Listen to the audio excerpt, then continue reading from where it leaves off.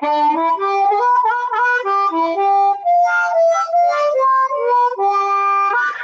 it's Willie Armelini from Flowers and Scents with your industry buzz. Today, I have a very interesting interview with a dear friend of mine, Jaap Kras. Jaap Kras has a very storied past here. He was the president of the VBN, which was the association that represented all the auctions in Holland. He's the former editor and owner of Floriculture International magazine. And he is a board member of several large flower growing operations in Holland. So without further ado, a very interesting wise man, Jaap Kras. There we go. So, hey, there's my friend Jaap Kras. How are you today, sir? I'm fine, sir. Good, glad to see you. Yeah, thank you very much. The same counts for you, and it's always fine to meet you. You know that.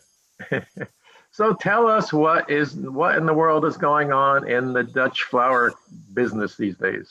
Well, the industry here was in an enormous panic in the week after 14th March this spring, when our government brought us into a lockdown regarding to this whole COVID-19 affair. You understand? The world Yep. was really in panic, and everybody was extremely afraid because the prices went down to zero.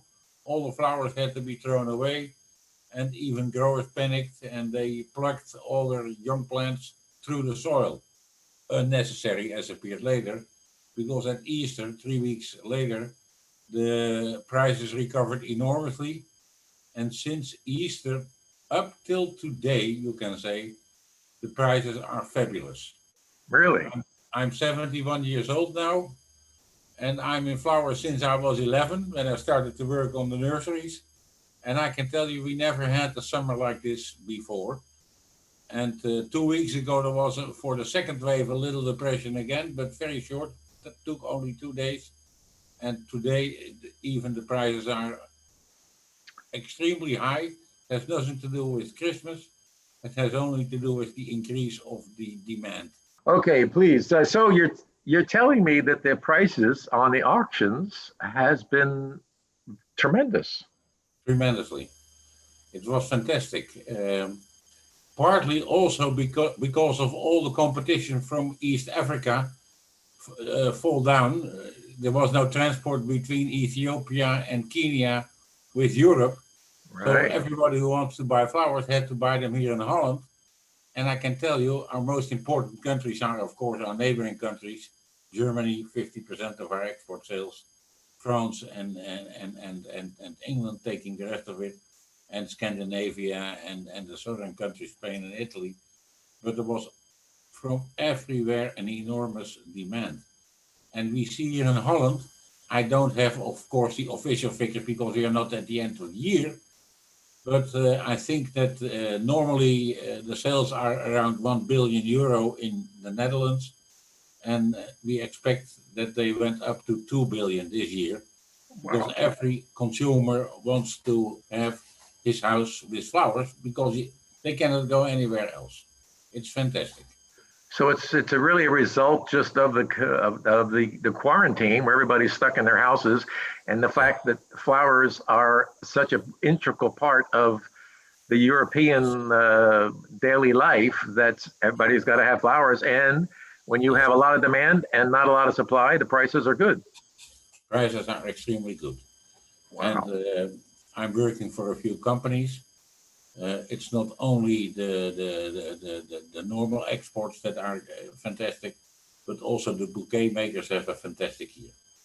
And the competition is normally killing all these companies, but this year is because of the high prices, high margins, you can make more money. Okay, so now where so the prices were. It's incredible that the prices are so good. So now what? Well, we can expect for the next year, Willem, again, it will be a fantastic year for the growers. And we still have contacts and imports from, let's say, Colombia. So I realize that also the Colombian growers have good prices because you have to pay them a good price for the carnations and for all the flowers we are importing in Holland. And I hear from our Colombian contacts that they are very satisfied with the sales too. So Wow. probably it will be worldwide a good year for everybody. And with this COVID going on until we all have our injections and so on, the next year will be a very good year too. Absolutely. Interesting. Hey, Yep, is it much like the U.S. where the bulk of the flower business is actually going through the supermarkets because they're open? Retailers, for the most part, are open these days, but the supermarkets sort of have carried the ball here. Is that the same situation? No, No. in Europe, the sales through the supermarket chains and take the garden centers and the do-it-yourself, including in that what we call retail sales, are taking 45 to depends a little bit where you are. Let's say 45 to 50% of all the sales. But if you look to the street markets here and to the flower shops, they have an excellent year too, because they're not only selling only flowers, but also all the supplies to it. You know, the vases and all these. It's for everybody in the flower industry. I can tell you, we love a COVID.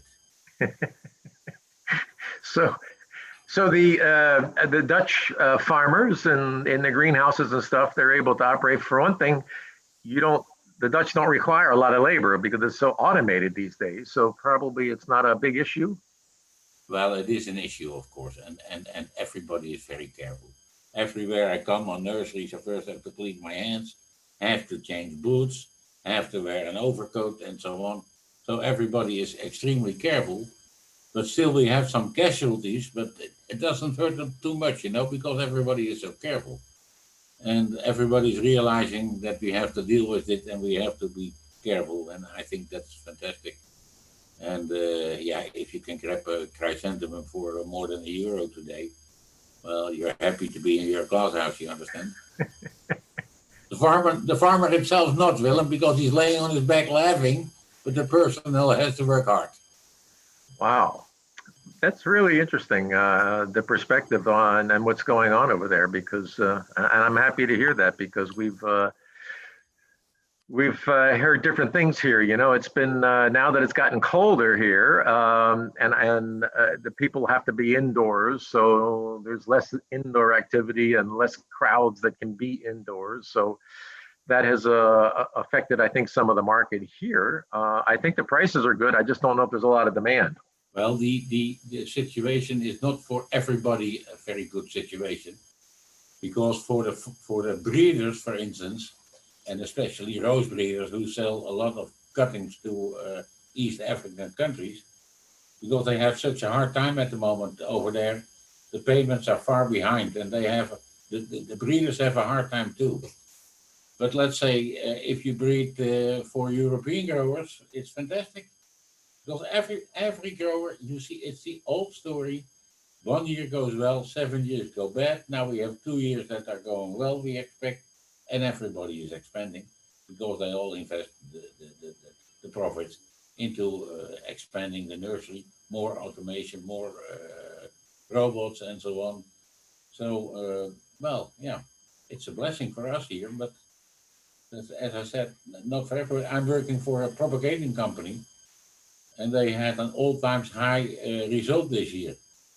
They do in cuttings for bedding plants, and I work together with Flora, as you might know, Carl, who is the chairman of Fleuro Select in Poland, and I work with him, and the year is an all-time high for them too. Very interesting. So yeah, obviously transportation, much like here, getting flowers out of South America That's the problem. is expensive. It's not as predictable as it used to be and as scheduled as it used to be. But even out of Africa, there's really very little going on, I guess. Well, Africa has a very hard time, and bear in mind it's not only COVID. They also have this uncertainty in the countries itself. Yeah, Ethiopia, right? Yeah. Ethiopia is difficult, but also Uganda, and even if you look to the Kenya itself, and those East African countries, they all have their political problems. What makes it for trade and for entrepreneurs very difficult to do their business well, because it's so unpredictable what can happen. And if something happens in these countries, it's not like in the Western countries, they come and protest or they strike. but they have also physical Right. threats. It's Yeah. not easy for growers there. Yeah. The warriors show up with their spears and stuff. It's Yeah, not. they come up and yeah, the more than spears, Willem. If you look to countries like South Africa, it's for the white farmers there, it's a hard time. And these countries can be important if you see all these South African flowers, the proteas and so on. They grow them in fantastic qualities. They improved enormously, but yeah, the political situation in these countries Yeah, uncertain. political and transport. Yeah, transport. If you can't transport your flowers, you got a problem. What else is going on? You What, got a what, lot of people. Go Willem, ahead. what we see from Colombia that underlines a bit what you're saying. They're shipping more to Europe than they did in the past. And the quality of the flowers and the knowledge of transporting flowers well, compared to, let's say, 15 years ago, is fantastic. These are really professional farmers. They know how to ship, not only by plane, but also by containers. And it's, it's fantastic what they're doing there. Yeah, there's a lot of innovation going on, and the flower things are happening in flower business that we would have never guessed 10 years ago. Shipping. Well, Absolutely. Europe has been shipping containers with flowers for a long time. So, hey, Yap, is there a lot of? I was thinking the other day that it's sort of ironic that in America here now, marijuana for the most part is legal in many states, um, and in Holland it's still not. Is it not? Well, it was never allowed here, but always allowed here. This was a country we make rules, but we don't stick to the rules. Yeah, And you could we will sell it, but you have can't. You sell it, but you can't buy it. the cannabis sellers, people, you can buy it as a consumer, but the shop where you can buy them, we call them coffee shops, but they are marijuana shops, of course. They are not allowed to buy them, so they have to buy them on the black market, and that causes a lot of criminality here. Next year, the first 10 growers will be licensed to grow marijuana legally. Oh, really? Finally? Yeah. Finally, and that means that everybody wants to grow them because it's like weed. To grow marijuana is It's a actually weed. grow weed. And that's and why they and call it weed, you know that. It's weed are because they the grow like weed. are some of the greenhouses converting over to from flowers to cannabis? Yeah, all kind, yeah. Well, they will give 10 licenses as a trial, and I heard that 180 growers applied. So they have to pick out the best growers, or they have to do a lottery or whatever, to pick out the 10 who are allowed to grow them legally. But I can assure you, it's a matter of time. Hey, you saw in the United States at the election that more states are coming free now, and you see what's happening on the stock exchange with the stock prices for the cannabis companies. They are sky high again. It's unbelievable. Not all, but many. The better ones are going sky high again on nobody knows where to invest the money, so they now all run back to the Right. cannabis companies. And Canada is laughing his ass out, Yeah. and California too.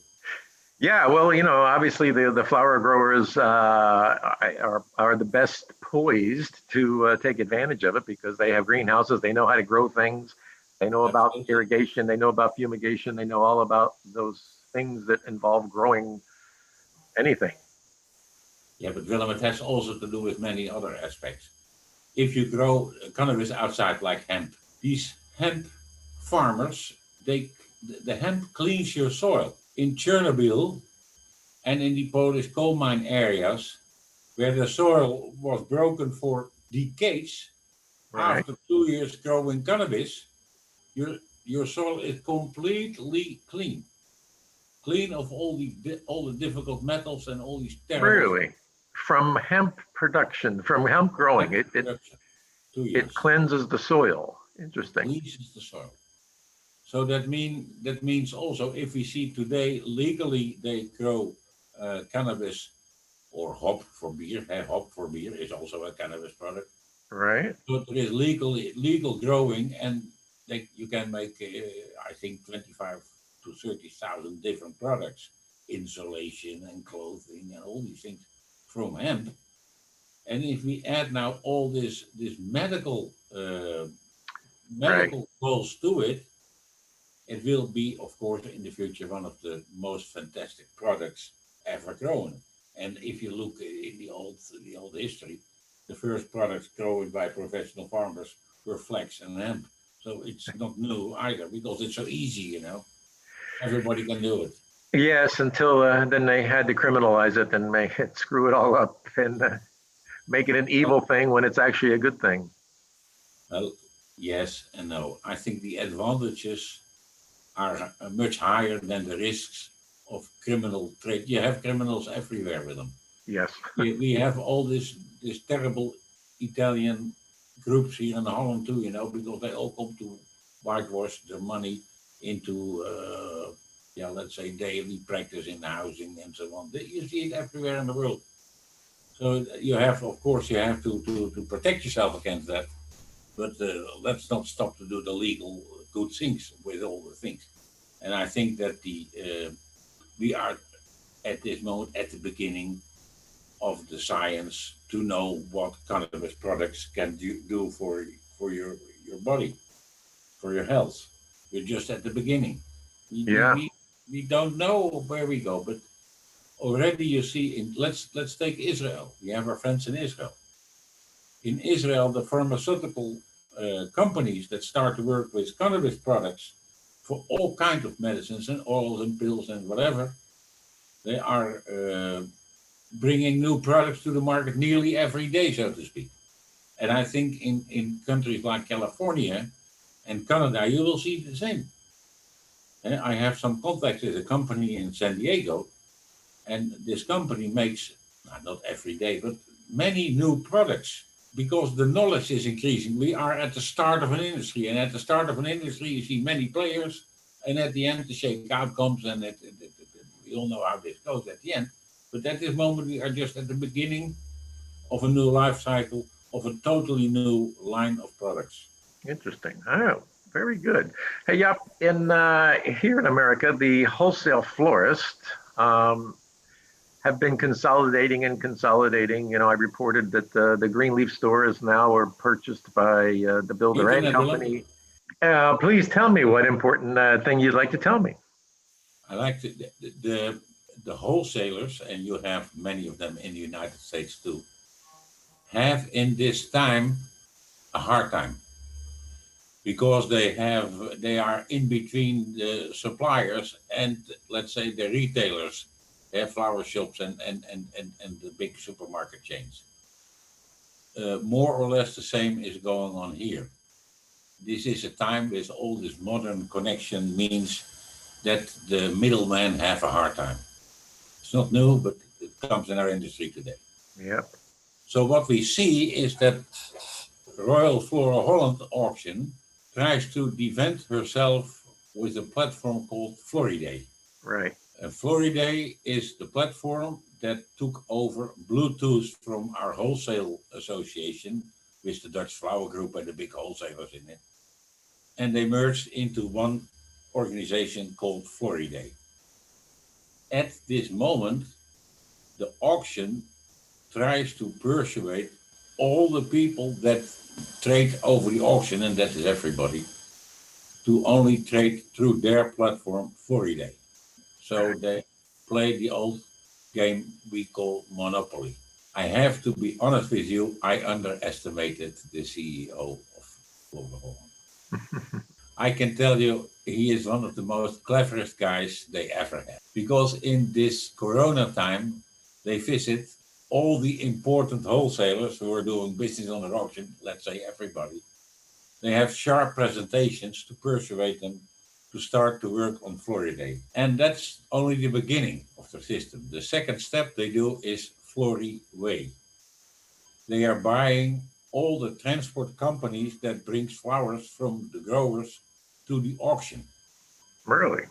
So we can wait for the third step, and that is that you are only allowed to come on the auction premises when you have a license. And Floriday deals on the Floriday platform cost 2.5%. And of course, if they monopolize also the transport through and from the auction area, there comes a fee on it. So then you get the fantastic battle. Yeah, intellectually, I like I like that. Yeah, it's your kind of guy. Doing things that are a little bit different and clever. So what you get is, on the one hand, of course, you have growers, tulip growers, many, 150 million turnover of tulip growers does not go through the auction platform anymore. They have to choose because they are not allowed to sell the leftovers on the auction again, and they have to choose. And there is an alternative payment system for Floriday, AH2 it's called, but they are trying to take over that company too. It's a real clever man. I have. Wow. So we'll have to have this interview again in maybe another 6 months to see how he's progressing, because yeah, I've been watching Floriday. That's their online trading platform Yes. that they've been very clever about putting together. I've seen it sort of develop over the last several years, and apparently in it's working. combination with Floriday, Willem. Yeah, the Florida Way is a new one to me. So that's the transport part of it. And as you know, if you control a couple of those pieces between financing, which they control, and transport and access to the auction, yeah, that's. Hey, well, the auctions had to do something. They were sort of wandering around for a while. Absolutely. And we all know the name of the game is big data. Eh? We know that from your big companies like Amazon and so on. It's all big data. Yeah. What they do with Floriday, of course, with Floriday, they get the information from the size of the transactions, from the buyers and the sellers on the transaction. So they can start to collect all this big data. Is it misuse or use of their strong position? Yeah. You see it. It's a little of both. You have the information, which is useful, but also can be used against you. Yeah, so very clever. Hey, well, my friend, Mr. Jaap Kras, this has been most informative. I try to keep these under 20 minutes, and we've run out of time here, but it's been most interesting to talk to you about what's going on there. So the European market is good. The prices are good. People are hunkering down and a bit more obedient, if that's the right word, than us Americans, which we can't seem to decide on, what they're wearing a mask or not wearing a mask is a good idea or not. So we will continue with this little madness going on in our political situation. So we have lots to talk about. And we expect a wonderful spring, Willem. And so your outlook is good, and you are an optimistic man as always. So I'm happy to hear that. And that's actually encouraging for the flower growers and the people in the business. So without further ado, my friend, I wish you a great day, and we'll talk to you soon. Thank you for this time. Thank you very much, Willem. Success.